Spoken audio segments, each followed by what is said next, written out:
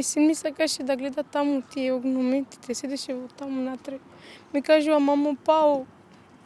Го земав во раце и искочив надвор. Вака, со солзи и крик на неизмерна болка, мајката на двегодишното дете кое почина во болница раскажува за тоа што се случувало на новогодишната ноќ пред парче од проектил да заврши во главата на малечкиот Нагиб.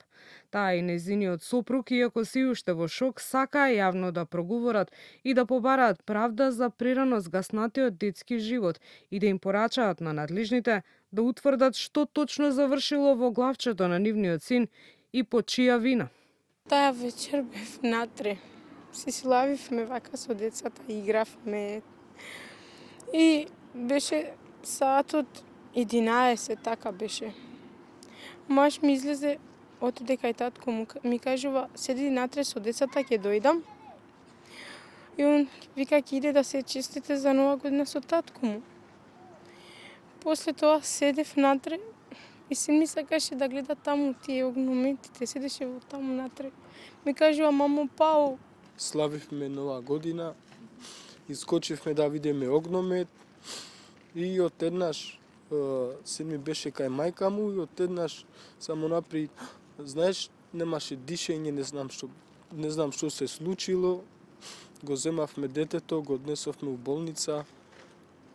Ја мислев дека, не знам што, мислев дека петард, ама после некој ми кажа дека залутан курш. Барам правда са син. Семејството веќе има ангажирано адвокат преку кој со представки и пријави ќе бараат сторителите да бидат пронајдени.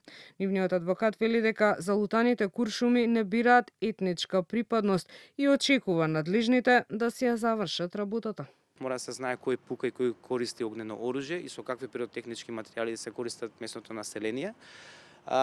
Ако се работи за ромско семејство, тоа не значи дека куршумите заскитани бираат етничка припадност и боја на кожата, тие заскитуваат и може да завршат кај било кого, денеска било кај ова дете, сутре може да биде кај нашите деци, кај нас. Така да бараме целисходност, бараме ефективна и ефикасна истрага за да може да се открие ова и да се казни сторителот соодветно согласно за позитивното законско право. Адвокатот тврди и дека доставил пријава до внатрешна полициска контрола за да се утврди дали со членови од семејството откако биле приведени кај старата градска болница било постапувано несоодветно. Помеѓу нив, според тврдењата, приведен бил и таткото кој обвинува дека не му било дозволено ниту да се збогува од својот син.